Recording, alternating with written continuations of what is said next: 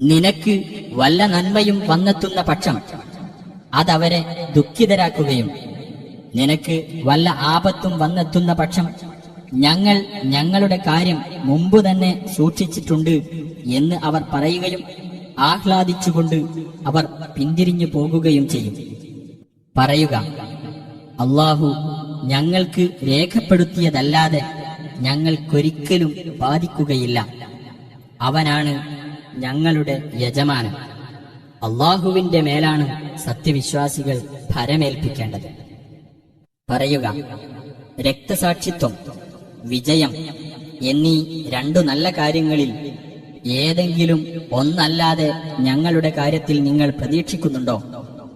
എന്നാൽ നിങ്ങളുടെ കാര്യത്തിൽ ഞങ്ങൾ പ്രതീക്ഷിക്കുന്നത് നിങ്ങൾക്ക് അല്ലാഹു തന്റെ പക്കൽ നിന്ന് നേരിട്ടോ ഞങ്ങളുടെ കൈക്കോ ശിക്ഷ ഏൽപ്പിക്കും എന്നതാണ്. അതിനാൽ നിങ്ങൾ പ്രതീക്ഷിച്ചുകൊള്ളുക, ഞങ്ങളും നിങ്ങളോടൊപ്പം പ്രതീക്ഷിച്ചിരിക്കുന്നവരാണ്. പറയുക, നിങ്ങൾ അനുസരണത്തോടെയോ വെറുപ്പോടെയോ ചെലവഴിച്ചുകൊള്ളുക.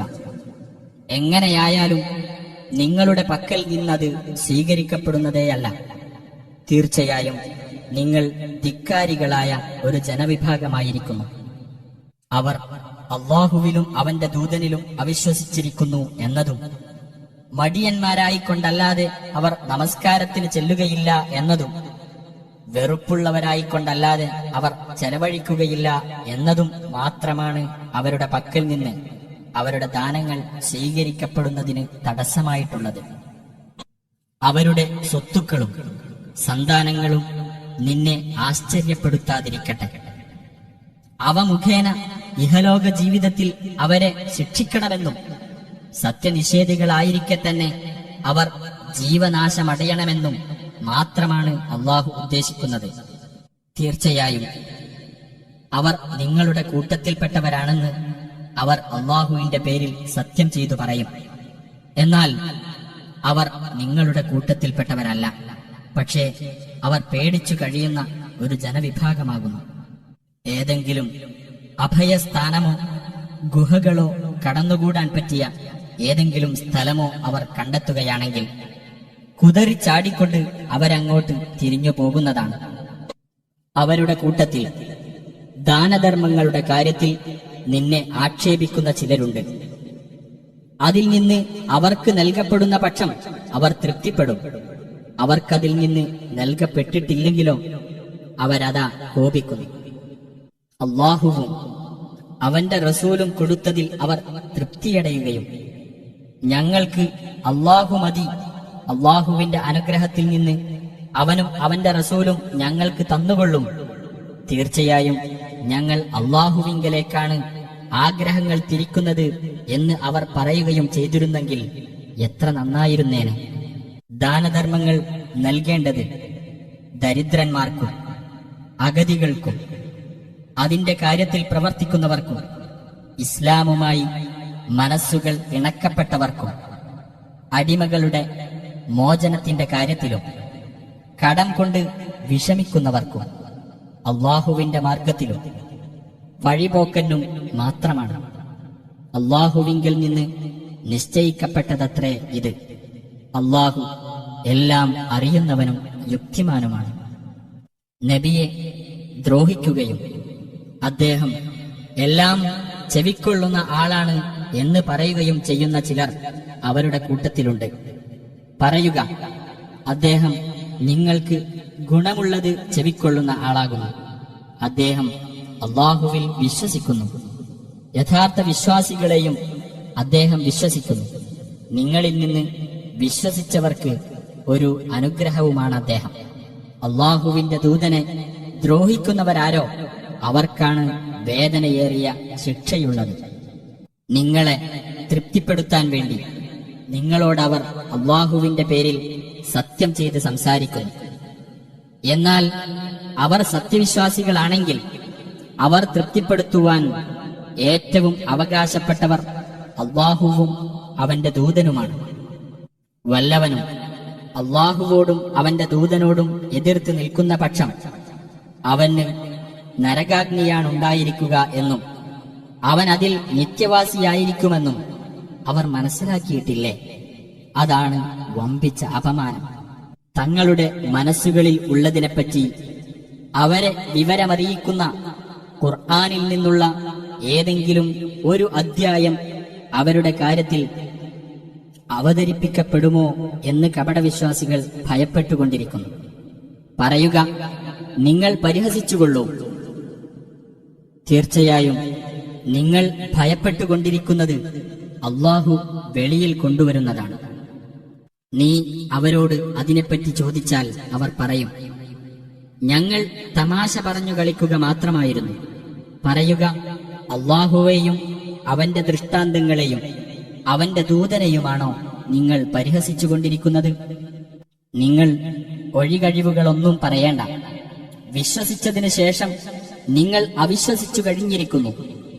നിങ്ങളിൽ ഒരു വിഭാഗത്തിന് നാം മാപ്പ് നൽകുകയാണെങ്കിൽ തന്നെ മറ്റൊരു വിഭാഗത്തിന് അവർ കുറ്റവാളികളായിരുന്നതിനാൽ നാം ശിക്ഷ നൽകുന്നതാണ്. കപടവിശ്വാസികളും കപടവിശ്വാസിനികളും എല്ലാം ഒരേ തരക്കാരാകുന്നു. അവർ ദുരാചാരം കൽപ്പിക്കുകയും സദാചാരത്തിൽ നിന്ന് വിലക്കുകയും തങ്ങളുടെ കൈകൾ അവർ പിൻവലിക്കുകയും ചെയ്യുന്നു. അവർ അല്ലാഹുവെ മറന്നു, അപ്പോൾ അവൻ അവരെയും മറന്നു. തീർച്ചയായും കപടവിശ്വാസികൾ തന്നെയാണ് ധിക്കാരികൾ. കപടവിശ്വാസികൾക്കും കപടവിശ്വാസിനികൾക്കും സത്യനിഷേധികൾക്കും അല്ലാഹു നരകാഗ്നി വാഗ്ദാനം ചെയ്തിരിക്കുന്നു. അവരതിൽ നിത്യവാസികളായിരിക്കും. അവർക്കതു മതി. അല്ലാഹു അവരെ ശപിക്കുകയും ചെയ്തിരിക്കുന്നു. അവർക്ക് സ്ഥിരമായ ശിക്ഷയുണ്ടായിരിക്കുന്നതാണ്. നിങ്ങളുടെ മുമ്പുണ്ടായിരുന്നവരെ പോലെ തന്നെ നിങ്ങളെക്കാൾ കനത്ത ശക്തിയുള്ളവരും കൂടുതൽ സ്വത്തുക്കളും സന്തതികളുമുള്ളവരുമായിരുന്നു അവർ. അങ്ങനെ തങ്ങളുടെ ഓഹരി കൊണ്ട് അവർ സുഖമനുഭവിച്ചു. എന്നാൽ നിങ്ങളുടെ ആ മുൻഗാമികൾ അവരുടെ ഓഹരി കൊണ്ട് സുഖമനുഭവിച്ചതുപോലെ ഇപ്പോൾ നിങ്ങളുടെ ഓഹരി കൊണ്ട് നിങ്ങളും സുഖമനുഭവിച്ചു. അവർ അധർമ്മത്തിൽ മുഴുകിയതുപോലെ നിങ്ങളും മുഴുകി. അത്തരക്കാരുടെ കർമ്മങ്ങൾ ഇഹത്തിലും പരത്തിലും നിഷ്ഫലമായിരിക്കുന്നു. അവർ തന്നെയാണ് നഷ്ടം പറ്റിയവർ. ഇവർക്ക് മുമ്പുള്ളവരുടെ വൃത്താന്തം ഇവർക്ക് വന്നെത്തിയില്ലേ? അതായത് നോഹിന്റെ ജനതയുടെയും ആദ് സമൂദ് ജനവിഭാഗങ്ങളുടെയും ഇബ്രാഹീമിന്റെ ജനതയുടെയും മദിയൻകാരുടെയും കീഴ്മേൽ മറിഞ്ഞ രാജ്യങ്ങളുടെയും വൃത്താന്തം. അവരിലേക്കുള്ള ദൂതന്മാർ വ്യക്തമായ തെളിവുകളും കൊണ്ട് അവരുടെ അടുത്ത് ചെല്ലുകയുണ്ടായി. അപ്പോൾ അല്ലാഹു അവരോട് അക്രമം കാണിക്കുകയുണ്ടായില്ല, പക്ഷേ അവർ അവരോടു തന്നെ അക്രമം കാണിക്കുകയായിരുന്നു. സത്യവിശ്വാസികളും സത്യവിശ്വാസിനികളും അന്യോന്യം മിത്രങ്ങളാകുന്നു. അവർ സദാചാരം കൽപ്പിക്കുകയും ദുരാചാരത്തിൽ നിന്ന് വിലക്കുകയും നമസ്കാരം മുറ പോലെ നിർവഹിക്കുകയും സകാത്ത് നൽകുകയും അല്ലാഹുവേയും അവന്റെ ദൂതനെയും അനുസരിക്കുകയും ചെയ്യുന്നു. അത്തരക്കാരോട് അല്ലാഹു കരുണ കാണിക്കുന്നതാണ്. തീർച്ചയായും അല്ലാഹു പ്രതാപിയും യുക്തിമാനുമാണ്. സത്യവിശ്വാസികൾക്കും സത്യവിശ്വാസിനികൾക്കും താഴ്ഭാഗത്തുകൂടി അരുവികൾ ഒഴുകുന്ന സ്വർഗത്തോപ്പുകൾ അല്ലാഹു വാഗ്ദാനം ചെയ്തിരിക്കുന്നു. അവരതിൽ നിത്യവാസികളായിരിക്കും. സ്ഥിരവാസത്തിലുള്ള തോട്ടങ്ങളിൽ വിശിഷ്ടമായ പാർപ്പിടങ്ങളും വാഗ്ദാനം ചെയ്തിരിക്കുന്നു. എന്നാൽ അല്ലാഹുവിങ്കൽ നിന്നുള്ള പ്രീതിയാണ് ഏറ്റവും വലുത്. അതത്രേ മഹത്തായ വിജയം.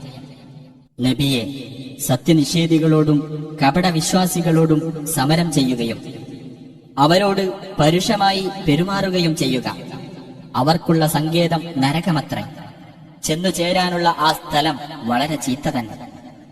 തങ്ങൾ അങ്ങനെ പറഞ്ഞിട്ടില്ല എന്ന് അവർ അല്ലാഹുവിന്റെ പേരിൽ സത്യം ചെയ്ത് പറയും.